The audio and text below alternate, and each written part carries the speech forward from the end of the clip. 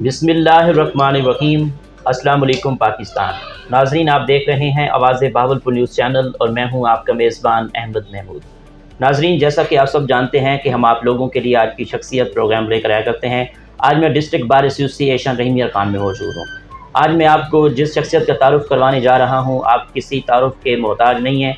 Dynamic personality हमारे साथ मौजूद हैं। हमारे साथ मौजूद हैं सरदार Zafar Khan Tareen, advocate, supreme court of Pakistan. आप साबिक सदर बार एसोसिएशन रहीम यार खान रह चुके हैं। आप advocate supreme court of Pakistan हैं। आप vice president Punjab lawyers PMLN हैं।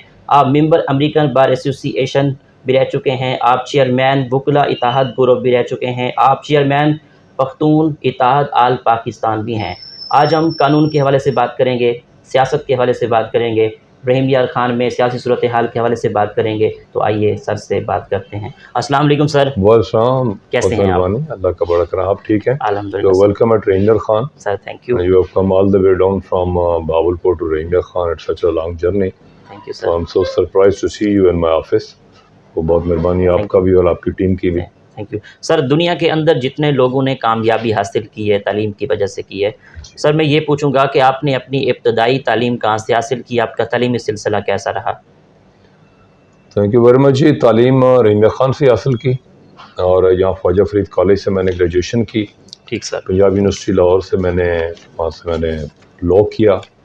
फिर MA सियासियात जो है मैंने पंजाब यूनिवर्सिटी से ही किया, MA पॉलिटिकल साइंस। तो ये करने के बाद आई वेंट टू अमेरिका। वहाँ पर जाके थोड़ी सी वकालत वहाँ पर भी की, वहाँ पर मेंबरशिप ली अमेरिकन बार एसोसिएशन की।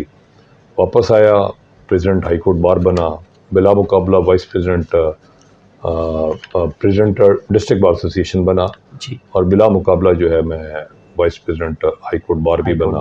ठीक है। और अभी मेरे नातवा कंधों के ऊपर जो है राना सनाउल्लाह साहब ने और हमारे राना ज़फ़र इकबाल साहब हैं, हमारे सूबाई प्रेसिडेंट हैं, हमारे पाकिस्तान के PMLN के प्रेसिडेंट हैं नसीर अहमद भुट्टा साहब, वज़ीर आला साहब भी उस तकरीब में मौजूद थे। तो हमदा शहबाज शरीफ साहब, उन्होंने मेरे ऊपर ये जिम्मेदारी डाल दी। वाइस प्रेसिडेंट भी हूँ मैं PMLN forum lawyers forum Punjab का। ठीक सर। तो बस इसी तरीके से है। और लेकिन बेसिकली तो मैं एक एडवोकेट हूँ और अपनी जिम्मेदारियाँ और अपना ज़्यादा टाइम जो है वो अपने प्रोफेशनल वर्क पे ज़्यादा मेरा होता है। ठीक। जो को टाइम बच जाता है तो फिर लोगों की खिदमत ज़रूर कर लेते हैं। ठीक सर, वकील बनने का शौक़ कैसे पैदा हुआ? आपको था या वालिद साहब ने कहा कि वकील बनना है? मेरे वालिद साहब पुलिस के अंदर थे। बेसिकली मेरा ताल्लुक भी भावलपुर से ही है, तो मैं पैदा भी भावलपुर में ही हुआ हूँ। तो क्योंकि मेरे वालिद साहब पुलिस में थे, तो फिर बड़े भाई मोहम्मद आसिफ खान साहब वो बड़े रिनाउंड एडवोकेट थे।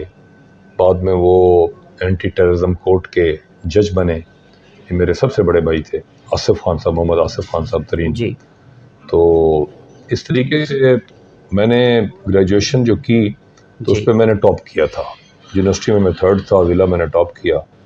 तो मैं I wanted to get admission in MBA। अच्छा। तो मैं MBA करना चाह रहा था, लेकिन मुझे बस फिर बड़े भाई आसिफ खान साहब ने, वाज लाइक माय फादर। अच्छा। तो उन्होंने मजबूर किया कि नहीं, you should get admission in law. So I got admission in Punjab university and I did law graduation from Punjab university. तो बस ऐसे समझ लें कि जी वो जैसे हमारे पाकिस्तान के अंदर होता है कि जी कोई बनना तो बंदा कुछ और चाहता होता है, लेकिन बाज़ औक़ात फैमिली बाइंडिंग्स और वो इतने होती हैं कि इंसान जो है ना जी उस तरफ चला जाता है। तो मैं मतलब उनकी लाइकिंग को मैंने वो नहीं किया, रिस्पेक्ट की, लेकिन मैं खुद भी चाह रहा था कि it's a good profession, so I became advocate. Now I am advocate supreme court. ठीक। सर, जब आप सदर बने बार एसोसिएशन रहीम यार खान के, तब अपने दौर में क्या डेवलपमेंट करवाई आपने, क्या इनिशिएटिव लिया? हमारे दौर के अंदर जी यहाँ पर जनरल परवेज़ मुशर्रफ जो डिक्टेटर था वो उस वक़्त यहाँ पर बराजमान था और वो डिक्टेटर था। तो 2008 के अंदर 2009 में मैं I was the president district bar association Rahim Yar Khan. ठीक सर। तो सबसे बड़ी जो डेवलपमेंट हमने की जी, उस वक्त ज़ाहिर बात है गवर्नमेंट की तरफ से हमें पैसे तो मिलते नहीं थे। जी। जो सबसे बड़ी चीज़ की वो हमने रूल ऑफ लॉ के लिए, इंडिपेंडेंस ऑफ जुडिशरी के लिए और जो डेमोक्रेसी के लिए हमने बहुत कुर्बानियाँ दी। हमने डेली की बुनियाद पे हमारी हड़ताल होती थी against the general Pervez Musharraf, sabotage थी constitution of Pakistan, who arrested the Chief Justice Iftikhar Mohammad Chaudhry at that time. अच्छा। तो जो चीफ जस्टिस इस वक्त इस्लामाबाद के हैं, अथर मिनल्ला साहब, ये उनके उस वक्त स्पोक्समैन होते थे। अच्छा। और प्रेसिडेंट जो थे उस वक्त इत्तेसाक अहसन साहब जो थे वो प्रेसिडेंट होते थे, मैं यहाँ प्रेसिडेंट होता था।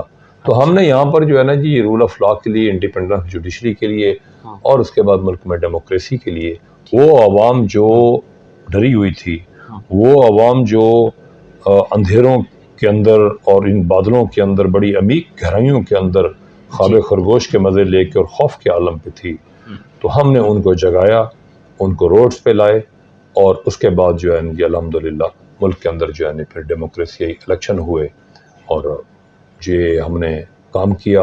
और फिर बार के अंदर जो है हमने जो है ना यहाँ पर जो है बार के अंदर जो काम थे, कोई वॉशरूम है, कोई दूसरी चीज़ें हैं, तो ये भी हमने किया। बेसिकली जो है ना ये हमने न सिर्फ शहरियों को और सिविल सोसाइटी को बल्कि एडवोकेट्स को इनको लाइजन किया।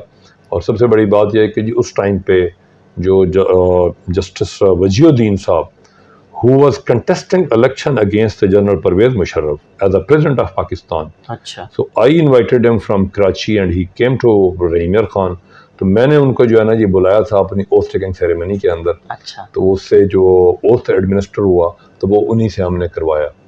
तो ये हमारी वो कमिटमेंट है जो जमहूरियत की तरफ थी, ये वो हमारी कमिटमेंट है जो रूल ऑफ लॉ के लिए थी, क्योंकि हमने किसी फेडरल मिनिस्टर को नहीं बुलाया, हमने किसी ताजर को नहीं बुलाया, हमने एक ऐसे आदमी को बुलाया कि जिसको उस वक़्त जो है जब कॉन्स्टिट्यूशन ख़त्म किया गया तो उसको सुप्रीम कोर्ट से हाथ धोना पड़े और उसने जो है ना ओथ उठाने से इनकार कर दिया। जी सर, आप किस तरह के केस हैंडल करते हैं और आपकी ज़िंदगी का कोई ऐसा केस जो आपके लिए यादगार हो? ज़िंदगी में बड़े सारे केसेस हैं जी, और स्पेशली जो मैं केसेस डील करता हूँ जी, फौजदारी एडवोकेट हूँ मैं, क्रिमिनल साइड पे प्रोटेस्ट करता हूँ।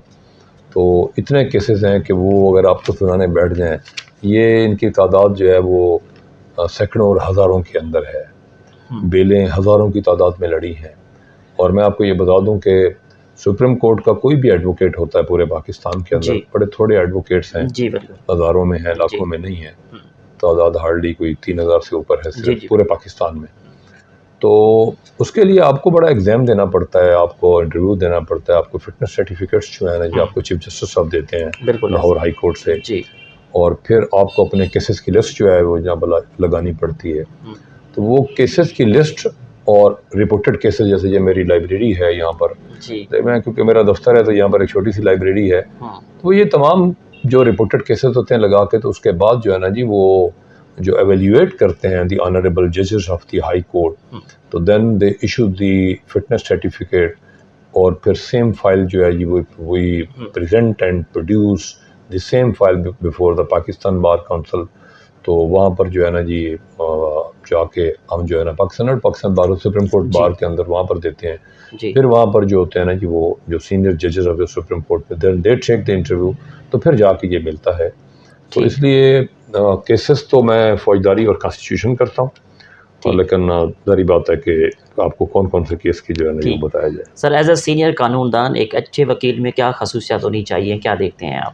मैं समझता हूँ कि उसके अंदर जो है एक हार्ड वर्किंग होना चाहिए आदमी, उसके अंदर पेशेंस होनी चाहिए, क्लाइंट्स के साथ उसका बर्ताव बहुत अच्छा होना चाहिए। क्लाइंट्स के मसले कोई भी आ जाए, कोई भी आदमी हो, तो उसका वो बेचारा बड़ी परेशानी के आलम में होता है।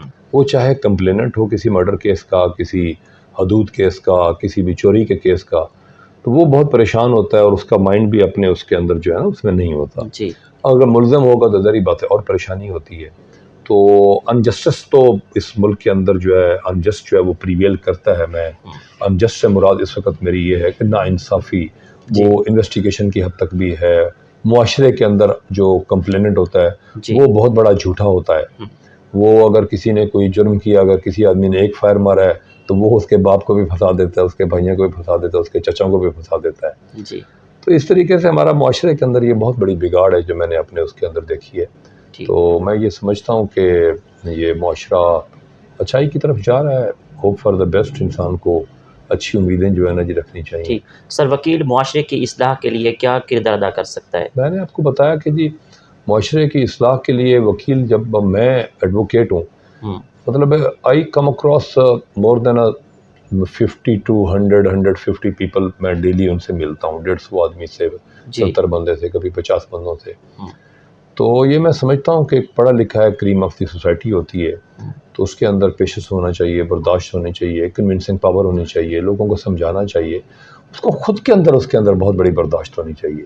जब भी कोई आदमी अगर कोई खुदा ना खासा, मैं आपको ज़िंदगी का तजुर्बा बताता हूँ, अगर आपके साथ अहमद महमूद साहब अगर कोई खुदा ना खासा अगर कोई आपके साथ कोई ज़्यादती कर जाए और आप खामोश हो जाते हैं, मैं आपको गारंटी देता हूँ कि 2 दिन के बाद वो आदमी आपसे माफ़ी मांगने के लिए आ जाएगा। हमारी सोसाइटी के अंदर बर्दाश्त ख़त्म हो गई है। हमारी सोसाइटी के अंदर रूल ऑफ लॉ जो है, वो लॉ तो है, लेकिन the implementation of law is a very weak now. Reason जो है उसकी नेपोटिज्म है, रीज़न उसकी करप्शन है, रीज़न उसकी ब्राइबरी है, और पॉलिटिकल इन्फ्लुएंस जो है वो जो सरकारी मुलाजमीन के ट्रांसफ़र पोस्टिंग्स और इन चीज़ों के ऊपर होता है। तो ये चीज़ें ऐसी चीज़ें हैं कि जिनसे सोसाइटी जब तक पाक नहीं होती तो मैं नहीं समझता कि बेहतरी हो। लेकिन जहाँ तक आपका सवाल है कि जी किस तरीके से वकील जो है सोसाइटी की बेहतरी के लिए कर सकता है, वकील एक क्रीम ऑफ द सोसाइटी है, पढ़ा लिखा आदमी है, जिस वक्त वो बात करेगा, जिस वक्त वो किसी को समझाएगा, आपके नाजरीन जो बात सुन रहे हैं तो यकीन एवेल्यूएट कर रहे होंगे कि जिस बंदे के सामने अहमद महमूद साहब बैठे हुए हैं वो बंदा इस काबिल वकील है कि उसको सुप्रीम कोर्ट का लाइसेंस दिया जाना चाहिए था। क्या बात करते हुए वो वाकई उसके अंदर कोई इस तरह की चीज़ है कि वो सोसाइटी को कन्विंस कर सकता है, लोगों को बता सकता है। तो मैं ये समझता हूँ कि आपके इस चैनल के नाते से, इसके तवज्जुह से लोगों को अपने अंदर जो है वो बर्दाश्त जो है वो पैदा करनी चाहिए, अदम बर्दाश्त जो है उसको ख़त्म करना चाहिए। और लोगों को कहते हैं कि जी हर आदमी अपने आप को दुरुस्त कर ले। अहमद महमूद साहब, मैं इस प्रिंसिपल को मैं नहीं मानता, क्योंकि बेसिकली आज से हज़ारों साल पहले अरिस्टोटल ने ये कहा था कि man is a social animal. तो बेसिकली जो एनिमल करता है वही करते हैं, but we can talk with each other, so that's the reason that we are known as a social animal. तो इसका मतलब ये हुआ कि इंसानों के लिए कानून की सख्ती जो है वो बड़ी ज़रूरी है। आप और मैंने पूरी दुनिया देखी है, मैं अमेरिका गया हूँ, कनाडा गया हूँ, इटली गया हूँ, फ्रांस गया हूँ, जर्मनी गया हूँ, इंग्लैंड हमारा अपना घर है मिल्टन कीन के अंदर। लास्टली मैं कोरोना से पहले तुर्की इस्तांबुल गया था, फिर मैं आगे लंदन चला गया, वहाँ से 6 घंटे की, यहाँ से टर्की का था, फिर 4 घंटे का, 3.5 पौने 4 घंटे में लंदन हिथरो में जाके पहुँचे। वहाँ पर मैंने देखा है कि कानून की इम्प्लीमेंटेशन बड़ी है। कोई आदमी किसी को थप्पड़ मारता है 7 साल के अंदर चला जाता है। यहाँ पर जब तक मेडिकल ना बने तो कुछ नहीं होता। तो सोसाइटी को बेहतर करने के लिए आपको मुल्क के अंदर लॉ की सख्ती करनी पड़ेगी, लोगों को डर होना चाहिए। और ये जब तक डर नहीं होगा महमूद साहब, उस वक़्त तक गरीब आदमी जो है वो बेचारा थाने जाते हुए डरता है, वो वकील के दफ्तर आते हुए डरता है, वो एक कांस्टेबल से वो डरता है। वो कांस्टेबल उसका मददगार होना चाहिए। मेरी मुराद यहाँ से इंग्लैंड के अंदर जो कांस्टेबल है और जो आईजी उसको चीफ कांस्टेबल कहते हैं। जी। जो आईजी बरतानिया का है उसको चीफ कांस्टेबल कहा जाता है। अच्छा। तो हमारे भी वैसे 1934 का जो लॉ है उसके मुताबिक right from constable till IG, all the जो इसमें जो पुलिस वाले हैं they are known as a officers of the police officers के तौर पे। तो ये मैं समझता हूँ कि ये मुल्क के अंदर जो है ना लॉ की सख्ती बड़ी ज़रूरी है। ठीक sir, district bar association Rahim Yar Khan के क्या मसाइल हैं? District bar association Rahim Yar Khan के मसाइल जो हैं काफ़ी सारे, हमने उसके ऊपर जो है वो ओवरकम कर लिया है। तो बार रूम हमारा बहुत अच्छा है यहाँ पर, और अभी ताज़ा फिल्ट्रेशन प्लांट जो है वो यहाँ पर लगाया गया है, और मतलब ठीक है, the bar is going very well अल्हम्दुलिल्लाह। बाकी छोटे मोटे काम जो है वो तो ज़िंदगी के चलते रहते हैं। मैं हर मंडे के मंडे आपके बावलपुर हाई कोर्ट में होता हूँ, 45 नंबर मेरा चैम्बर है वहाँ पर। तो मैं ये समझता हूँ कि वहाँ पर भी एडवोकेट्स ने बड़ी मेहनत कर रहे हैं, और यहाँ पर भी जो हमारे प्रेसिडेंट हैं, दूसरे जो हमारे ओहदेदारान हैं, कैबिनेट है, वो भी बड़ी मेहनत कर रही है। तो ये डिस्ट्रिक्ट बार के अंदर एज सच जो है चैम्बर्स का सबसे बड़ा मसला है यंग एडवोकेट्स के लिए। जैसे अहमद साहब यंग एडवोकेट्स आते हैं तो यहाँ पर अब प्लेसेस नहीं है, जगह नहीं है कि उनको चैम्बर्स दिए जा सके। लेकिन मेरा ख्याल है कि इतनी जगह दी नहीं जा सकती, तो आने वाले टाइम पे जो है इसके लिए गवर्नमेंट को जो है ना जी को प्लान करना पड़ेगा, तो तभी मिलेगी। ठीक सर, एज अ सीनियर कानूनदान advocate supreme court of Pakistan, मौजूदा सियासी सूरत हाल के हवाले से आपका क्या तबसरा है? मौजूदा सियासी सूरत हाल के बारे में मेरा तबसरा जो है जी वो ये है कि मुल्क के अंदर डेमोक्रेसी को रहना चाहिए, उसको स्ट्रेंथन करना चाहिए। हम जहाँ पर भी ये सोचें कि हमने अनकॉन्स्टिट्यूशनल स्टेप्स उठाने हैं, तो वो अनकॉन्स्टिट्यूशनल स्टेप्स जो है ना जी, वो हमेशा जो डेमोक्रेसी होती है उसको हमेशा डीरेल कर देते हैं। तो उसके लिए ज़रूरी है कि जी आपको उसके अंदर भी बर्दाश्त वाली बात जो मैंने की जी, आपको अपनी बारी का इंतज़ार करना चाहिए, आपको आवाम के अंदर जाना चाहिए और ये होना चाहिए। ये जो लश्कर कशी है, चाहे वो किसी भी जमात की हो, तो मैं ये समझता हूँ ज़ाती तौर पे कि वो अनकॉन्स्टिट्यूशनल है।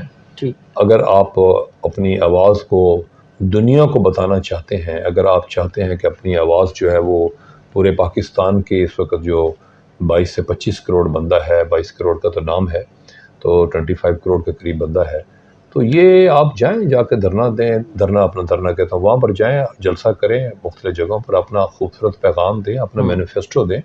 ये है, ये जो जुगतबाजी की है, ये जो जुगतबाजी की है कि जी ये चेरी ब्लॉसम है जी, ये जी फलां का तोशा खान नाम रखा हुआ है जी। अभी कल जनाब जो है ना जी इमरान खान साहब कह रहे थे कि जी वो हमजा मुर्गी वाला। सर ये पढ़े लिखे बंदों को जेब नहीं देता। बिल्कुल, चाहे मैंने बताया ना जी कि अपार्ट फ्रॉम दिस कि मेरा किस जमात से ताल्लुक है, मैं ये समझता हूँ कि हमें जो है इससे बाहर निकलना चाहिए। हम क्या मैसेज दे रहे हैं लोगों को जी, हम कैसे अपनी कौम को जो है ना जी उनको बेहतर करेंगे, हम अपने आने वाली जनरेशन को कैसे बताएंगे कि यार ये इस तरह से नहीं करना है। तो बंदे को बात करते हुए लोग बड़े बेहतर जज होते हैं, बिल्कुल ऐसा, बहुत बेहतर जज होते हैं। जब आप बात करेंगे, जब मैं बात करूंगा, तो उसमें आपके सामने हो सकता है कि बंदे जो हैं वो 30-40% उसमें एक पार्टी के होंगे, जब दूसरी पार्टी जलसा करे 30-40% उसके दूसरे बैठे होंगे, लेकिन 30-40% बंदा पाकिस्तान में ऐसा है जो बिल्कुल किसी जमात से जिसका कोई ताल्लुक नहीं है। वो बैठ के बड़े सुकून से देखता है और देखता है कि यार मतलब मैनिफेस्टो किसका बेहतर है और कौन सा बेहतर इंसान मुझे लग रहा है जिसको वो देता है। तो ये इस तरह की सियासत भी जो है मैं नहीं समझता किसको होना चाहिए। ठीक सर, पाकिस्तान के मौजूदा तालीमी निज़ाम के बारे में क्या पॉइंट ऑफ व्यू है आपका? तालीमी निज़ाम हमारा पाकिस्तान का बिल्कुल जो है ना जी पुअर है जी, और बिल्कुल पुअर हो चुका है। इसी पुअर गवर्नमेंट के पुअर तालीमी निज़ाम की वजह से जो है वो प्राइवेट जो अदारे हैं उनके अंदर आपके हमारे सबके बच्चे पढ़ रहे हैं। यहाँ पर देखें, ये मैं कंप्रिहेंसिव स्कूल से मैंने पढ़ा, यहाँ पर पायलट स्कूल है, यहाँ पर तमीर मिलत स्कूल है, कॉलोनी स्कूल है, मतलब लाहौर के अंदर बड़े बड़े अच्छे वहाँ पर स्कूल है, कॉलेजेस हैं। लेकिन अनफॉर्चुनेटली अभी जो है ना जी ट्रेंड ये आ गया कि जी वहाँ पर जो है ना जी इसमें सबसे बड़ा जो चीज़ हुई है वो हुई है कि लोग मटीरियलिस्टिक हो गए हैं, बहुत ज़्यादा लोग बहुत ज़्यादा ग्रीडी हो गए हैं। पैसे ने जो हमारा जो सोशल सिस्टम है उसने हर चीज़ को तबाह बर्बाद कर दिया जी, बिल्कुल। तो जिसकी वजह से जो है ना जी तालीमी जो है वो जो टीचर है उसके जहन के अंदर ये होता है कि जी मैं शाम को ट्यूशन पढ़ाऊँगा तो 20-25-30 जो है ना जी वो स्टूडेंट्स बैठे हुए होंगे, तो उनसे उसको जो पता है कि जी अगर मुझे चलो 2000 रुपये एक स्टूडेंट ने भी दिया तो मुझे लाख रुपये महीना यहाँ से आ जाएगा।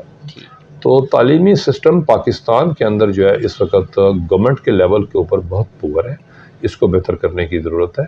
और इतना बड़ा सिस्टम है, देखें सर यहाँ पर स्कूल जो प्राइवेट स्कूल है उनकी वो पोजीशन नहीं है जो गवर्नमेंट के स्कूल हम होते थे। हम जिस वक्त पढ़ते थे स्कूलों में हॉकी खेलते थे, फुटबॉल खेलते थे, बड़े बड़े ग्राउंड्स आज भी मौजूद हैं, हॉकी के, फुटबॉल के, बैडमिंटन होती थी, सारा कुछ है।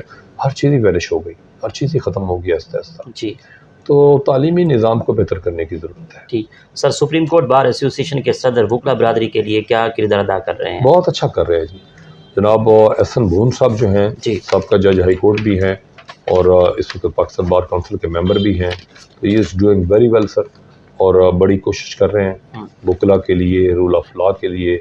अभी भी उन्होंने सुप्रीम कोर्ट के अंदर जो है लगातार जो है वो कॉन्स्टिट्यूशनल पटिशन्स के अंदर वो पेश होते रहे। वकला के लिए एक कॉलोनी जो है वहाँ पर जो है ना काफ़ी अरसे से वकला का दरीना मामला था, वो उसके लिए उन्होंने काफ़ी फ़ाइट की है। ठीक सर, अच्छा वकील बनने के लिए क्या क्या ज़रूरी है?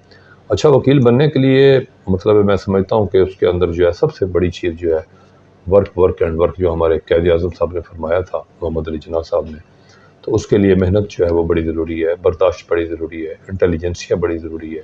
और इंटेलिजेंसिया का आज मैं आपके नाज़रीन को ये बता दूँ कि कुछ लोग पैदाइशी तौर पे बहुत ज़्यादा ज़हीन होते हैं।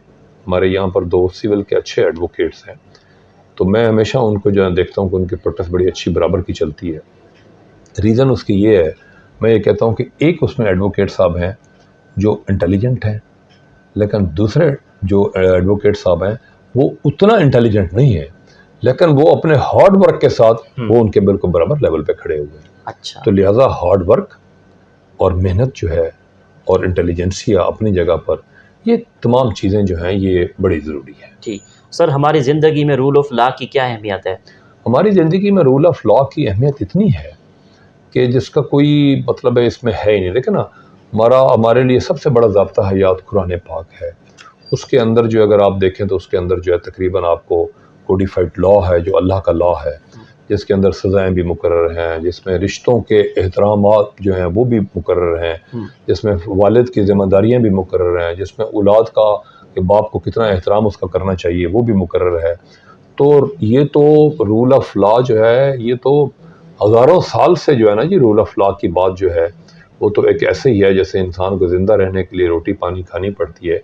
अगर आप अपने माशरे को, अपनी सोसाइटी को, अपने इस छोटे से गोले को जिसमें हम रहते हैं, ये 1,06,000 किलोमीटर पर घंटे की रफ्तार से ये जो इस वक्त हमारी जो ज़मीन है ये भाग रही है और 14 करोड़ किलोमीटर का सफ़र 365 दिनों के अंदर करती है, जो अपने ऑर्बिट के इर्द चक्कर लगाती है। यहाँ पर मौसम जो तब्दील होते हैं, जैसे ये ज़रूरी है ये रुक जाए तो हर चीज़ ही ख़त्म हो जाए, इसी तरीके से रूल ऑफ लॉ अगर किसी मुल्क के अंदर नहीं है तो फिर हाल यही होगा जो इस वक्त पाकिस्तान के अंदर हुआ है, क्योंकि पाकिस्तान के अंदर ऐसा ऐसा रूल ऑफ लॉ जो है वो महदूम होता जा रहा है। ठीक सर, इंसाफ मुहैया करने के लिए आपकी क्या तजवीज़ है? इंसाफ मुहैया करने के लिए जज बड़े अच्छे अच्छे जजेस हैं जी। मेरी अपनी ज़िंदगी का तजर्बा है, मैंने देखा है कि हाई कोर्ट और सुप्रीम कोर्ट के जजेस बड़े आला जजेस हैं जो करप्शन से बिल्कुल टोटल जो है उनके ऊपर कोई एक सिंगल डॉट भी उनके ऊपर नहीं लगाया जा सकता। और इसी तरीके से मैं नाम नहीं लेता ऑनरेबल जजेस साहबान का, लेकिन मैं तमाम जजेस साहबान की बात कर रहा हूँ। तो हमारे यहाँ पर भी इस वक्त डिस्ट्रिक्ट जुडिशरी के अंदर बंदे बैठे हुए हैं, बहुत सारे बंदे जो हैं उसमें हैं, शायद एक तो ब्लैक शिप्स भी उसके अंदर ज़रूर होंगी, शायद क्या हुए हैं, बिल्कुल हैं। तो ये मैं समझता हूँ कि इंसाफ के लिए सबसे इम्पोर्टेंट चीज़ जो है वो जजेस जो काबिल हैं, वो जजेस और उनकी लगातार सर्विलेंस, उनकी इंटेलिजेंस रिपोर्टें और ये लेनी चाहिए। हमारे सेशन जज साहब यहाँ बैठे हैं, इज़ वेरी ऑनेस्ट मैन, बाकी जजेस बैठे हैं, they are very honest people. तो ये इंसाफ देने के लिए कोई डर, खौफ, नेपोटिज़म, लालच, बुराई और इन तमाम चीज़ों से हट के इंसाफ की तरवीज और इंसाफ की फराहमी जो है वो मुल्क के अंदर मुमकिन हो सकती है। और इस वक्त भी मुल्क के अंदर जो है वो इंसाफ लोगों को मिल रहा है, बाकी महकमों से बेहतर ही है फिर भी। ठीक सर, अब मैं आपसे पूछूंगा कि सुप्रीम कोर्ट का वकील बनने के लिए क्या क्या शराइत हैं? जी, सुप्रीम कोर्ट के वकील बनने के लिए जी आपकी 10 साल की प्रैक्टिस हाई कोर्ट की होनी चाहिए आपकी जो है ना जी, और 10 साल की प्रैक्टिस, बल्कि अब तो 7 साल कर दिया है, 7 या 10 साल जो है, मैंने तो 10 ईयर्स के बाद ही दिया था। तो 10 साल की प्रैक्टिस आपकी होनी चाहिए।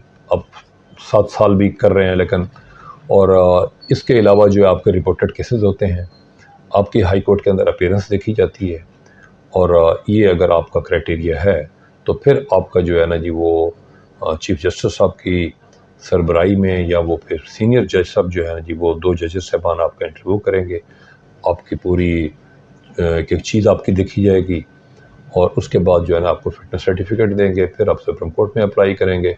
फिर सुप्रीम कोर्ट के जो मोस्ट सीनियर जज होंगे चीफ जस्टिस से नीचे, तो वो जो है ना जी वो आपका फिर वो इंटरव्यू करेंगे। पाकिस्तान बार काउंसिल के मेंबर बैठेंगे, जो हमारा हुआ तरीकाकार है। फिर जो है ना जी वो they will grant you licence of the supreme court. ठीक सर, अदालतों में इंसाफ की फराहमी में कौन सी बड़ी रुकावट है?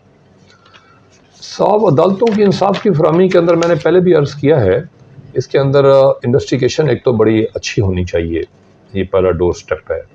पुलिस जो इन्वेस्टिगेशन करती है वो बड़ी तेज़ रफ्तार होनी चाहिए। यहाँ पर साल साल से चालान लोगों के अदालतों के अंदर नहीं जाते, तो इंसाफ इंसानों लोगों को क्या खाक मिलेगा। यानी वो पहला स्टेप जो है कि आप फौरी तौर पे 14 दिन के अंदर, कानून है मुल्क का जी, 173 की रिपोर्ट जो 173 की CRPC की रिपोर्ट जो विदिन 14 डेज़ जो है वो आपकी सबमिट होनी चाहिए। और अगर कोई ऐसे कोई सर्कमस्टांसेस हो तो 3 दिन आपको कानून के अंदर और है। और अगर कोई मुलज़िम गिरफ्तार होता है तो 24 आवर्स के अंदर कॉन्स्टिट्यूशन के अंदर है और फिर हमारे ज़ाब्ता फौजदारी के अंदर है, उसको प्रोड्यूस करना चाहिए। तो एक एक चीज़ जो है हमारा कोडिफाइड लॉ है, तो ये सब तमाम चीज़ें जो है ना जी, ये होनी चाहिए। जिस वक्त लोगों का उनकी इन्वेस्टिगेशन फौरी कंप्लीट करके अदालतों में आप भिजवाएंगे तो अदालतों के अंदर इंसाफ मिलेगा। अगर वो इन्वेस्टिगेशन ही साल साल कंप्लीट ना हो तो लोगों को क्या इंसाफ मिलेगा? जी सर, जज साहबान के लिए इंसाफ मुहैया करने के लिए किन चीज़ों का ख्याल रखना चाहिए? बस मैंने आज पहले अर्ज़ किया, इसका जवाब तो मैंने दिया आपको कि उसके अंदर जो है डर, खौफ, ये सारी चीज़ें, नेपोटिज़म, ब्राइब और मतलब किसी के ऊपर जो है ना जी कोई असर के अंदर ये वो, और किसी की बात को मान लेना, ये वो, ये तमाम चीज़ें जो हैं, और ये वकला के लिए भी हैं और जजेस के लिए भी हैं।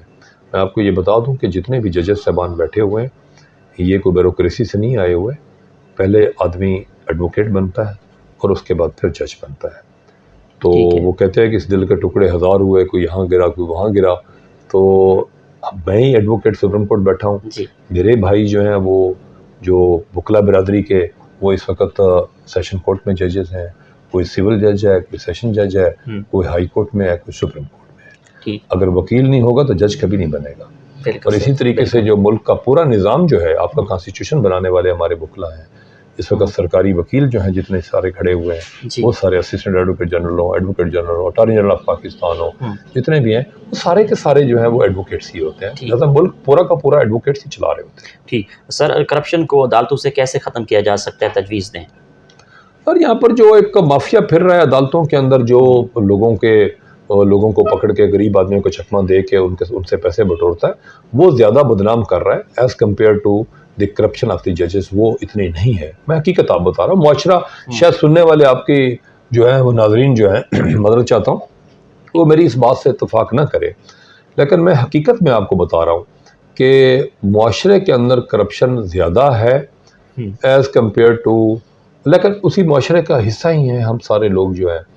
तो वो जो यहाँ पर वो जो फिर रहे हैं, यहाँ पर टाउट फिर रहे हैं, वो उन भोले लोगों को, उनको जो है जी वो अगर किसी के नाम पर अगर हो, या इलाके के अंदर जो बड़े बड़े बडेरे बैठे होते हैं वो कह रहे होते हैं सही मैं गाल कर गिना सी जाए चल देना आप हो सही, तो वो भी झूठ और फ्रॉड कर रहे होते हैं। तो इसलिए से मैं ये समझता हूँ कि जजेस साहबान जो हैं वो इंसाफ ज़रूर मुहैया कर रहे हैं, लेकिन इसके इंसाफ की बेहतरी के लिए ज़रूरी है कि अच्छी इन्वेस्टिगेशन और उसके बाद जनाब अदालतों के अंदर जनाब इस तरह के लोगों का दाखिला टोटल ममनू, थाने के अंदर टोटल ममनू, और हर आदमी को अपनी अपनी जिम्मेदारियों का एहसास होना चाहिए। ठीक सर, सुप्रीम कोर्ट में कौन कौन से केस पेंडिंग्स हैं और इस पेंडेंसी को कैसे ख़त्म किया जा सकता है?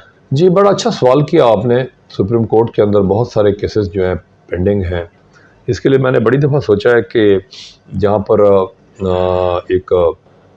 अमेरिका के अंदर ये है कि वहाँ पर एक कॉन्स्टिट्यूशनल कोर्ट भी है, तो मैं ये समझता हूँ कि आइन के अंदर तरमीम करके तो इसके अंदर जो है या तो जजेस की तादाद जो है वो बढ़ाई जाए, ऑनरेबल सुप्रीम कोर्ट के जजेस की, तो या फिर जो सिस्टम जो है जो हमारे मुल्क के अंदर जो अनकॉन्स्टिट्यूशनल जो सिलसिले होते हैं तो उसके लिए जो है ना कॉन्स्टिट्यूशनल कोर्ट जो है वो तरतीब दी जाए। गो के हाई कोर्ट और सुप्रीम कोर्ट दोनों कॉन्स्टिट्यूशनल कोर्ट्स हैं, लेकिन मैं ये कह रहा हूँ कि कुछ बेंचेस बना दिए जाएँ जो सिर्फ़ और सिर्फ जो है वो कॉन्स्टिट्यूशन जो मामलात हैं मुल्क के अंदर उनको जो है तरतीब दे सकें। ठीक सर, हाई कोर्ट और सुप्रीम कोर्ट में जजेस की तैनाती का तरीका किस तरह होना चाहिए, तजवीज़ दें। जी जजेस की तैनाती जो है जी उसमें सबसे बड़ा किरदार जो है वो बार का होना चाहिए। बार के जो हमारे सदूर हैं, हमारे सेक्रेटरी साहबान हैं, उनसे तजावीज़ ली जानी चाहिए। उसके बाद जो है बड़े शफाफ किस्म के जो लोग हैं तो जिनके ऊपर कोई एक सिंगल डॉट स्पॉट जो है वो किसी जगह पर ना आता हो, और उसके बाद जो है ना जी मतलब इसके लिए अब देखें ना जी, अभी ये कल परसों बात हो रही थी, काजी फायद ईसा साहब ने बात की, उन्होंने लेटर एक लिखा कि जी बड़ा अरसे दराज से ये है कि जो सीनियर जज है जो सीनियर जज कौन होता है, chief justice of the Lahore high court, अगर सुप्रीम कोर्ट में अगर उनको लेके जाना है तो फिर नीचे से आप जज ना उठाएं, आप चीफ जस्टिस साहब को लेके ऊपर जाए। तो मैं ये समझता हूँ कि ये तमाम चीज़ें जो हैं ये बड़े दिल के साथ करनी पड़ेंगी आपको। जब तक ये नहीं होगा, जब तक आदमी को ये महसूस ना हो कि यार मेरे साथ किसी तरह की ज़्यादती नहीं हो रही है, ना होगी, तो उसके बाद वो बड़े बड़े दिल के साथ जो है ना हर काम करना शुरू कर देता है। ठीक sir, supreme court of Pakistan का जज बनने का क्या तरीकाकार है?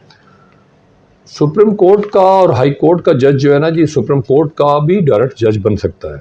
आपके नाजरीन के लिए बड़ी हैरानगी की बात होगी कि डायरेक्ट जो उनकी जो है वो एलिवेशन जो है किसी भी लॉयर की, सीनियर लॉयर की, सुप्रीम कोर्ट का जो है, सुप्रीम कोर्ट का सीनियर लॉयर, उसकी डायरेक्ट इंडक्शन जो है, उसकी डायरेक्ट एलिवेशन जो है वो डायरेक्टली सुप्रीम कोर्ट के अंदर भी हो सकती है। और ये कॉन्स्टिट्यूशन की बात आपको बता रहा हूँ मैं। जहाँ तक हाई कोर्ट के जज बनने का ताल्लुक है, उसके लिए ये ज़रूरी है कि उसकी एज जो है 45 साल होनी चाहिए, 45 ईयर एज होनी चाहिए। और इसके साथ साथ जो है वो उसके जो प्रोफाइल जो उसकी होती है कि वो कितने केसेस आज तक लड़ा है, कम्पिटेंसी कितनी एक है, लोगों को इंसाफ कितना दे सकेगा, कितनी की उसकी ग्रिप है, कितना जो है अदालत के अंदर बैठ के जो है ना जी वो इन मामलात को और पब्लिक एट लार्ज को इंसाफ दे सकेगा। ठीक जी sir, supreme court of Pakistan में किस तरह के केस जाते हैं? जो हाई कोर्ट से जो भी डिक्लाइन होता है जी केस, जो भी हाई कोर्ट से खारिज होता है तो वो सुप्रीम कोर्ट में जाएगा, या डायरेक्टली सुप्रीम कोर्ट के अंदर पब्लिक एट लार्ज के मसले मसाइल जो होते हैं वो चले जाते हैं। ठीक, कुछ सियासी क्वेश्चन पूछ लूँ? जी प्लीज़। सर, ज़िला रहीम यार खान के बड़े बड़े कौन से मसाइल हैं जिन पे आपका फोकस हो कि इनको हल होना चाहिए? ज़िला रहीम यार खान के मसाइल तो जी बहुत सारे पड़े हुए हैं। यहाँ पर सड़कें टूटी फूटी पड़ी हुई हैं। थोड़ा सा अगर आप देहात की तरफ निकलें तो यही हाल है। जिधर मैं सेटेलाइट टाउन में रहता हूँ वहाँ पर पत्थर डाल के गए हैं, तो उसके बाद जो है ना जी फिर कभी कोई बंदा आया ही नहीं है वहाँ पर उसको देखने के लिए। तो लोगों को इंसाफ जो है, लोगों को थानों से डर है, और वडेराइज़म जो है यहाँ पर बहुत ज़्यादा है।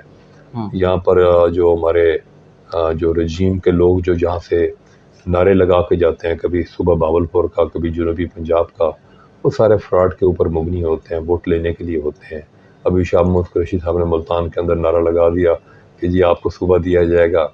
यही नारा तो आपने 4 साल पहले 2018 में 2017 में लगाया था। तो बस वो ऐसे ही जो है ना जी लोगों को they are making fool to the people, what I personally feel. लेकिन यहाँ पर मसाइल जो हैं, फिर रहीम यार खान तो फिर कुछ बहुत अच्छा डेवलप है, लेकिन अगर केसेस के सिलसिले में मुझे कभी अगर डेरा गाजी खान जाना पड़ा है, मुझे अगर राजनपुर में जाना पड़ा है, मुझे अगर तौसा में जाना पड़ा है, तो यकीन करें कि वहाँ के अहमद महमूद साहब हाल देख के ना तो बड़ा अफसोस होता है। वहाँ पर इतना एक बुरा हाल है और लोगों का इतना एक बुरा हाल है कि वो भेड़ बकरियों की तरह वहाँ पर लोग नज़र आते हैं। ठीक सर, इस्लामी जमहूरिया पाकिस्तान वज़ीर आज़म मियाँ मोहम्मद शहबाज शरीफ और मियाँ मोहम्मद नवाज शरीफ की लीडरशिप में पाकिस्तान मुस्लिम लीग का क्या मुस्तकबिल है? पाकिस्तान का जो मुस्तकबिल है जी, ये बिल्कुल बहुत अच्छा मुस्तकबिल है। अंग्रेज़ी में कहते हैं कि जो आदमी का जो माजी है वो उसके मुस्तकबिल का आईनादार होता है।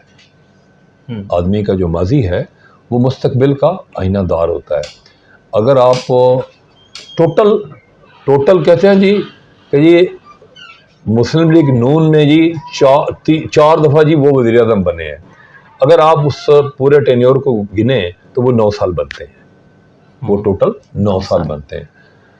और जो जहाँ तक ताल्लुक़ है वज़ारत आला का, तो वज़ारत आला जो है वो वज़ीर आला हुक्मरान पाकिस्तान का नहीं होता। ठीक हो गया। जहाँ तक ताल्लुक़ है पाकिस्तान के अंदर जो इस वक्त आपको CPAC नज़र आ रहा है, वो पाकिस्तान मुस्लिम लीग के जो लीडर हैं, चेयरमैन जो हैं, वो मियाँ मोहम्मद नवाज शरीफ साहब, शहबाज शरीफ साहब, इस वक्त के मौजूदा प्राइम मिनिस्टर साहब, और मुस्लिम लीग नून की अनथक मेहनत की वजह से इस मुल्क के अंदर लोड शेडिंग जो है वो ख़त्म हुई। और मुझे याद है कि उन्होंने आखिरी तकरीर में कहा था कि जी मैंने जो है, हमने लोड शेडिंग मुल्क में ख़त्म कर दी, कल हमें ना कहिएगा। उसके बाद आपके हमारे घरों में जनरेटर पड़े होते थे, नाजरीन देख रहे हैं इनके घरों में जनरेटर थे, UPS थे। फिर एक वक्त आया कि हमने कभी ना UPS को देखा और ना जनरेटर्स को देखा। मैंने अपना जनरेटर उठा के अपने गाँव भिजवा दिया और UPS जो है ईमान से मेरे घर में आज भी नहीं है। अब मैं सोच रहा हूँ कि दोबारा जो है ना बैटरियाँ और ये लीक है। तो ये मैं ये समझता हूँ कि जो आपका मुल्क के अंदर जो मेन मसाइल थे, उन मसाइल को बड़े अच्छे हद तक जो है पाकिस्तान मुस्लिम लीग नून ने काबू किया और उनका हल किया, लोगों के मसाइल को बड़े बेहतर तरीके से हल किया। और ये मैं समझता हूँ कि आने वाले टाइम पे भी पाकिस्तान मुस्लिम लीग नून को अगर हुकूमत मिलेगी और इलेक्शन में इंशाल्लाह अवाम उनको वोट देगी तो यकीनन जो है वो आने वाले टाइम पे वो पाकिस्तान की बेहतरी के लिए और जो पीपल हैं हमारे पाकिस्तान के डाउन ट्रोडन पीपल, जो कुचला हुआ जो अवाम है, उनके लिए कुछ बेहतर से। मैं आपको बताता हूँ, आप भी एक ज़मींदारा इलाके से ताल्लुक़ रखते हैं, आप किसी से पूछेगा क्या 1100 रुपये की यूरिया जो है वो हुई थी कि नहीं हुई थी? क्या 1100 रुपये की यूरिया हुई थी कि नहीं हुई थी? क्या ये 2300 रुपये की DAP हुई थी कि नहीं हुई थी? वो 2300 रुपये की DAP एक ख्वाब हो गया है, वो 9500 9800 की मिलती रही है, और उसके बाद जो अपना यूरिया है वो 2500 रुपये की मिल रही, बल्कि मिलती भी नहीं थी। तो ये क्या है? ये क्या है? गुड गवर्नेंस जो है वो बड़ी ज़रूरी है और बड़ी सख्ती होनी चाहिए उसके अंदर जो है ना। ये जो मैंने कहा ना कि man is a social animal, आप और मैं जब मोटरवे पे चढ़ते हैं तो कैसे कानून की हुक्मरानी जो है ना मान लेते हैं, एयरपोर्ट पे खड़े होते हैं तो कैसे लाइन में खड़े हुए होते हैं, इसलिए कि वहाँ पर लाइन में खड़े नहीं होंगे तो आपका ASF का अमला और आपको मोटरवे वाले जो है वो आपको रोक लेंगे, आपको जुर्माना कर देंगे। जब तक कानून नहीं होगा उस तरीके से, उसकी इम्प्लीमेंटेशन नहीं होगी तो कुछ भी नहीं होने लगा। मैं समझता हूँ कि मुल्क के अंदर रूल ऑफ लॉ को जो है ना वो इम्प्लीमेंट करना चाहिए। सर, हमजा शहबाज शरीफ वज़ीर आला पंजाब ने चोलिस्तान के लोगों के लिए पानी के हवाले से क्या इक़दाम किए? हमजा शहबाज शरीफ साहब ने पाकिस्तान जो चोलिस्तान में पानी के हवाले से हमारी एक अब्बासिया लिंक जो कैनाल है, ये चन्नी गोट से आप गुजरते हुए देखते होंगे एक बहुत बड़ी नहर है जो वहाँ पर जा रही है, तो वो नहर जो है वो चोलिस्तान के अंदर लोगों को पानी देती है। तो क्योंकि डैम्स के अंदर काफ़ी सारी कमी थी और पानी की, लेकिन अभी पानी के मसाइल जो हैं काफ़ी सारे बेहतर हैं। दरमियान में चोलिस्तान के लोगों ने कहा जानवर बहुत मरे जी, तो लेकिन ये मैं समझता हूँ कि बड़ी बदकिस्मती है गरीब लोगों के लिए। तो चोलिस्तान के लोगों के लिए, वैसे चोलिस्तानी गरीब नहीं होते क्योंकि हर आदमी के पास 100 गाय होती है, वो आप सिर्फ मेरे से ज़्यादा जो है ना अमीर होते हैं, क्योंकि 100 गाय का मतलब ये है कि कम अज़ कम जो है ना, कम अज़ कम जो है वो 100 गाय जो है वो कम अज़ कम जो है वो 1 करोड़ रुपए की तो है ही है, और 100 गाय बच्चा जब देती है तो हर साल जो है 50 लाख रुपए के वो भी बिक जाते हैं, तो वो भी वो कमा लेते हैं। लेकिन ये हम बात कर रहे हैं पानी के हवाले से, तो पानी के लिए जो है अब नहरों में पानी मौजूद है और पहले जो है पानी की कमी थी। ठीक। सर, मरियम नवाज़ की आने वाले दौर में लीडरशिप को किस तरह देखते हैं? मरियम नवाज़ और साहबा जो हैं बहुत अच्छी लीडर हैं, बड़ी अच्छी मुकर्रर हैं और बिल्कुल क्राउड पुलर हैं। उनकी तकरीर सुनने के लिए हमेशा मैंने देखा है, एक एक चैनल को मैं लगा के देखता हूँ कि जैसे कि वो एड्रेस कर रही होती हैं तो एक एक चैनल के ऊपर उनको दिखाया जा रहा होता है, क्योंकि चैनल की रेटिंग जो है जनाब वाला जो है ना एक जगह पे के ऊपर काउंट हो रही होती है। तो वो रेटिंग उनकी इतनी है कि जैसे कि वो स्पीच करती है तो पूरी दुनिया उनको देखती है। इसका मतलब ये है the people love her, people respect her, that's the reason that they listen her. तो मैं ये समझता हूँ कि आने वाले टाइम पे मुल्क के लिए तो एक अच्छी लीडरशिप जो है वो इंशाल्लाह लोगों को मिलेगी। सर, रहीम यार खान से मुस्लिम लीग नून के टिकट से कौन इलेक्शन लड़ेंगे? इलेक्शन बहुत सारे जो लोग हैं हमारे मुल्क के अंदर वो उसी तरीके से ही है कि जो इलेक्शन बाप दादा के हिसाब से लड़ी जा रहे हैं, तो दादा है फिर बेटा आया फिर उसका बेटा आया, तो उसी हिसाब से जो है ना, तो उसी हिसाब से ये लड़ रहे हैं इलेक्शन। तो आने वाले टाइम पे भी आपको चेहरे वही नज़र आएंगे, शायद कोई इक्का दुक्का पाकिस्तान के अंदर कोई नया चेहरा नज़र आ जाए, वरना बंदे तो वही आने हैं और लोग भी बदकिस्मती से उन्हीं को ही वोट दे रहे होते हैं। रीज़न उसकी जो है वो मुल्क के अंदर जो है वो करप्शन है, रूल ऑफ लॉ का ना होना है। तो आपने कभी देखा किसी मौलवी साहब को जो है रहीम खान से या बावलपुर से जिता दिया गया? मौलवी साहब, मैं उन मौलवी साहब की बात कर रहा हूँ जो मसाजिद के अंदर जिनके पीछे हम वो इमामत करते हैं और हम नमाज़ पढ़ते हैं, उसको वोट देने के लिए काउंसलर का भी कोई तैयार नहीं है। तो वो कहते हैं लोगों के भी जहन के अंदर है कि जब तक ही वो लैंड क्रूज़र नहीं होगी, जब तक 2 गनमैन उसके साथ नहीं होंगे तो हम उसको वोट नहीं देंगे। लोगों की सोचों के धारों को तब्दील करने की ज़रूरत है। ठीक। सर, कानून के हवाले से बात की, सियासत के हवाले से बात की, अब मैं आपसे पूछूंगा कि आपकी नज़र में कामयाबी क्या है? कामयाबी जो है नहीं, अगर मेरे से कोई पूछे कि ज़िंदगी में कामयाबी कैसे हासिल की जा सकती है, तो मैं बिल्कुल किस्मत के इन चक्रों से अपने जूनियर्स को भी और अपने दोस्तों को भी हमेशा इससे जो है ना मैं दूर करता हूँ। मैं कहता हूँ कि इसके लिए कामयाबी इंसान के लिए मेहनत होती है और मेहनत के साथ ही इंसान कामयाबी हासिल करता है। और कामयाबी मेहनत किस वक़्त करता है? जब आपकी सुपरविजन आपकी अच्छी हो, जब आपको सुपरवाइज करने वाले बंदे जो हैं आपके पेरेंट्स में से, मदर कहते हैं ना, माँ की जो गोद है वो सबसे बड़ी पहली जो है वो तालीमी दरसगाह होती है, बहुत बड़ी दरसगाह होती है जी। वो खलील जिब्रान खलील का है, वो कहता है कि मैं एक बच्ची से मिला। खलील जिब्रान खलील एक मुफक्कर है जी। तो उसने कहा मैं एक बच्ची से मिला, मैंने उससे बात की, मुझे उसकी आने वाली पूरी जनरेशन का पता चल गया। उसने कहा कि मैं सड़क पे गया, दूसरा उसका है कि मैंने सड़क पे गया, मैंने देखा है कि एक औरत ने वो पहले उसने दाएं देखा, फिर बाएं देखा, फिर अपना कूड़ा उठा के सड़क के ऊपर फेंक के अंदर घर के अंदर चली गई। तो मुझे उसकी पूरी जनरेशन का पता चल गया, उसके ख़ानदान का पता चल गया। तो ये मैं समझता हूँ कि ये दोनों चीज़ें इस चीज़ की मिसाल हैं कि अगर बच्ची से बात करके आपको पता चलता है किसी जनरेशन कैसी होगी, तो वो बच्ची से जो उसकी औलाद होगी तो वो बच्ची अपने औलाद को बेहतर बना लेगी। तो मैं ये समझता हूँ हम 5 भाई हैं। मेरे सबसे बड़े भाई मोहम्मद आसिफ खान साहब, वो जज थे एंटी टेररिज्म कोर्ट के, उनकी एलिवेशन भी जज हाई कोर्ट के लिए हुई, अनफॉर्चुनेटली रोड साइड एक्सीडेंट हो गया। उनसे जो छोटे हैं डॉक्टर इकबाल, मोहम्मद इकबाल आदिल साहब, उन्होंने निश्तर से MBBS किया, फिर वो लंदन चले गए। He is a double FRCS doctor, he did FRCS from royal college of Edinburgh से, he did FRCS from London, तो he is a double FRCS doctor. अभी वो आजकल वेल्स में वहाँ पर काम कर रहे हैं। मैं खुद जो है MA political science LLB Punjab university से हूँ। मेरे से छोटा भाई जो उसने BBA किया अमेरिका से, क्लार्क यूनिवर्सिटी से। सबसे छोटे ने इंजीनियरिंग यूनिवर्सिटी से उसने इंजीनियरिंग की, अमेरिका चला गया और वहाँ से कनाडा चला गया, वहाँ से जाके पढ़ा। मेरे बड़े भाई आसिफ खान साहब का बेटा एक MBBS डॉक्टर है, दूसरा सिडनी के अंदर काशिफ खान जो है वो वहाँ पर सिडनी के अंदर इंजीनियर है, सिविल इंजीनियर है, बेटी डॉक्टर है, मेरे अपने बेटी डॉक्टर है। मतलब ये सारा का सारा क्या है, ये है आपके सुपरविजन जो आपको सुपरवाइज करते हैं, जिनकी ये ख्वाहिश होनी चाहिए। वालिदैन को, मैं आपके नाज़रीन को ये कहूँगा कि अगर आप अपने बच्चों को पढ़ाएं, उनको जब तक आप अपने बच्चों को नहीं पढ़ाएंगे, जब तक आप लड़कियों को तालीम नहीं देंगे, तो वो लड़कियों को भी उसी तरीके से घरों से निकाला जाएगा और उनको मारा पीटा जाएगा, उनके खामद वो करेंगे। और जब तक आप अपने बच्चों को जो है तालीम नहीं देंगे, उस वक्त तक आप वडेराइज़म को जो है ठोकर मार के उनकी कैद से और उनकी सोचों से आप अपने बच्चों को आज़ाद कर लेंगे जब उनको अच्छी तालीम दे देंगे। तो अच्छी तालीम दें अपने बच्चों को। ये फ्यूडलिज़म, ये वडेराइज़म, ये नाइंसाफ़ियाँ, इन तमाम का मुकाबला आपका बेटा खड़ा होकर जो है ना वो करेगा जब वो एजुकेटेड होगा। और एजुकेटेड कब होगा? जब वालिद चाहेगा, जब वालदा चाहेगी, जब वो कुर्बानी देंगे तो अपने बच्चों को बेहतर पढ़ा लेंगे और वही जो है ना बेहतर सिटीजन होगा और मुल्क बेहतरी की तरफ जाएगा इंशाअल्लाह। ठीक। आपको टूरिज़्म का कितना शौक़ है? पाकिस्तान के कौन कौन से शहर अच्छे लगते हैं? फॉरेन कंट्री बहुत सारे विज़िट किए, कौन सा कंट्री आपको अच्छा लगा? मैं टूरिज़्म, आई लव टूरिज़्म। मैंने पाकिस्तान का कोई ऐसी जगह नहीं है, मैंने पाकिस्तान की कोई ऐसी जगह नहीं है जो मैंने ना देखी हो। मैंने खंजराब के बॉर्डर तक गया हूँ, चित्राल के भंबरत, रंबूर, बेरीर, ये सारे देखे हैं।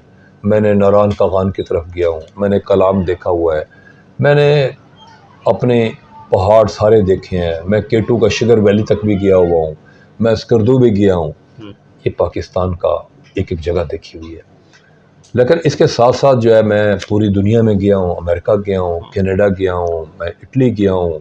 वो इटली का बड़ा खूबसूरत वेनिस जो है, जिसको इटालियन में वेनेजिया बोलते हैं, मैंने वो देखा। फ्लोरेंस जिसको फिरेंजिया बोलते हैं, जिसको रोम कहते हैं और उसको इटालियन में रोमा बोलते हैं, वो मैंने इटली भी देखा। लंदन बेशुमार दफ़ा गया हूँ, हमारा अपना घर है, मैंने आपको बताया कि मेरे बड़े भाई डॉक्टर हैं।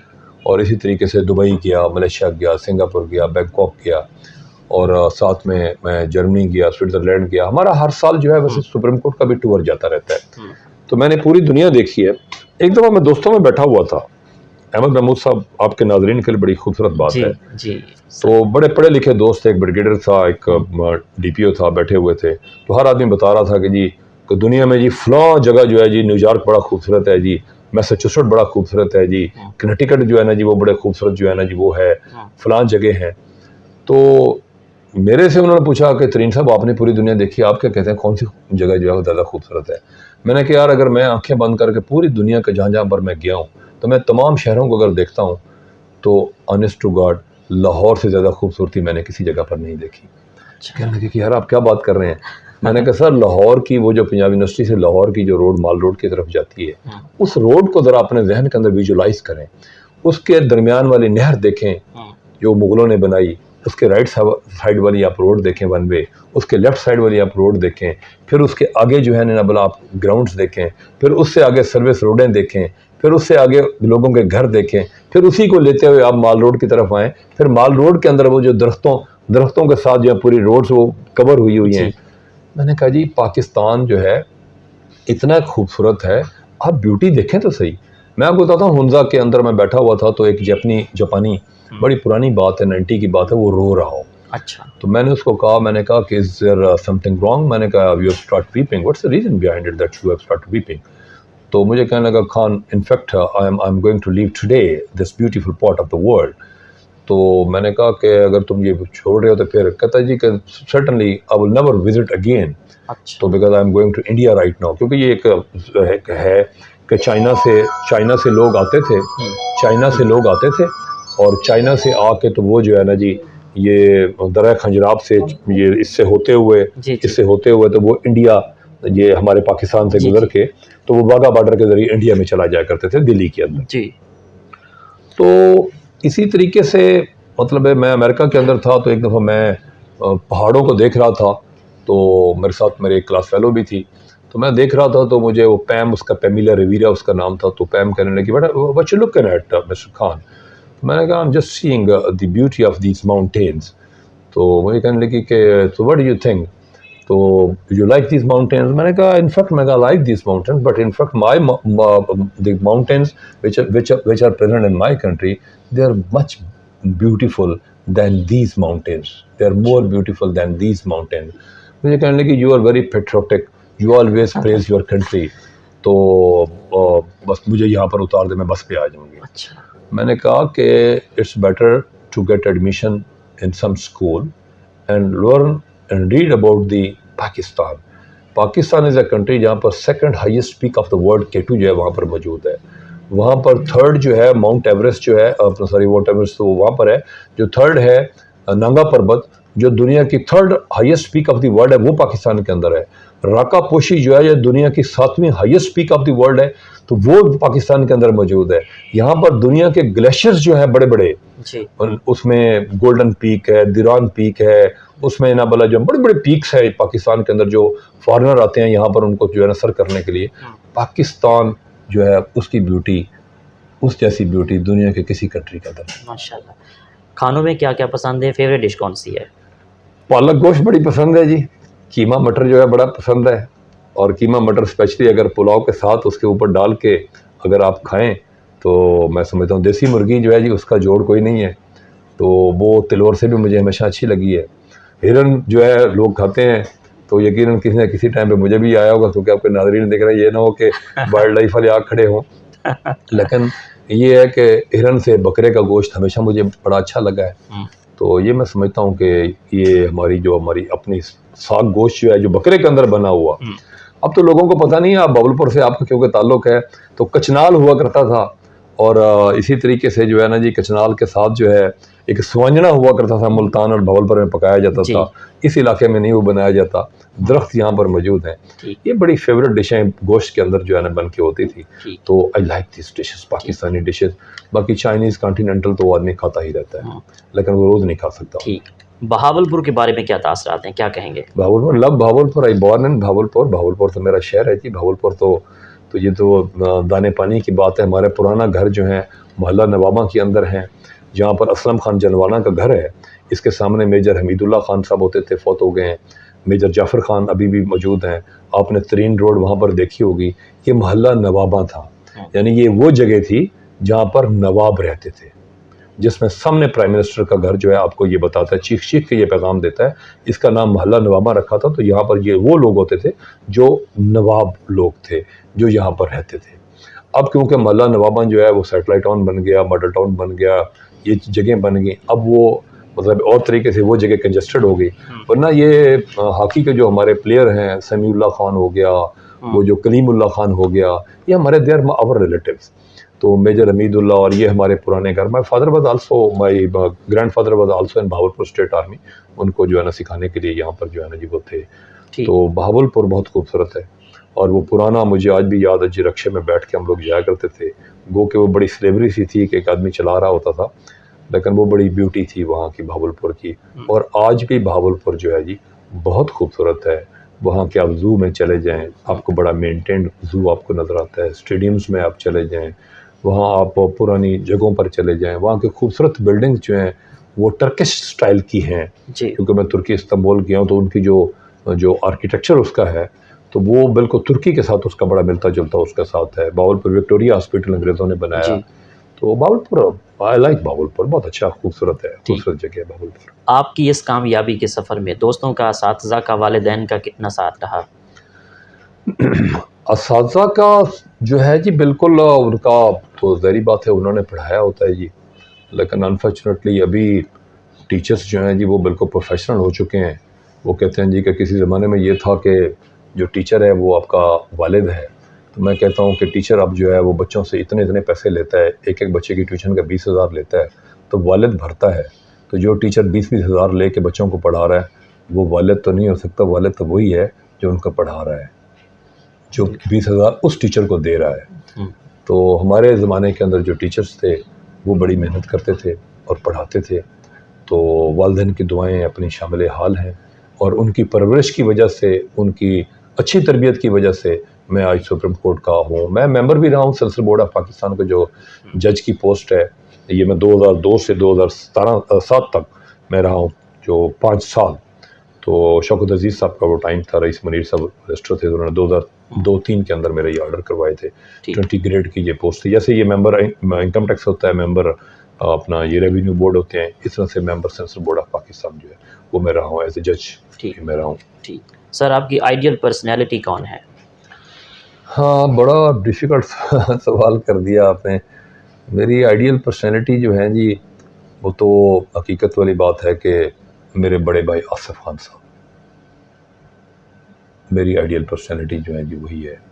वो बड़े अजीम इंसान थे, और मेरे 82 में मेरे वालिद साहब फौत हो गए थे। उन्होंने हमें पढ़ाया, उन्होंने हमारी परवरिश की, और बड़ी मेहनत की उन्होंने। जब मैं पंजाब यूनिवर्सिटी में पढ़ने के लिए गया तो तब भी उनकी मोहब्बतें, उनका सारा कुछ वो हमेशा शामिल हाल रहा। तो he was my ideal personality sir. ज़रूरी नहीं है कि आप जो है ना जी ऐसे अपने ऊपर जो है ना जी वो होल चढ़ा के तो आप जो है ना जी मुख्तलिफ नाम लेते रहे। आइडियल पर्सनैलिटी पता है कौन सी होती है?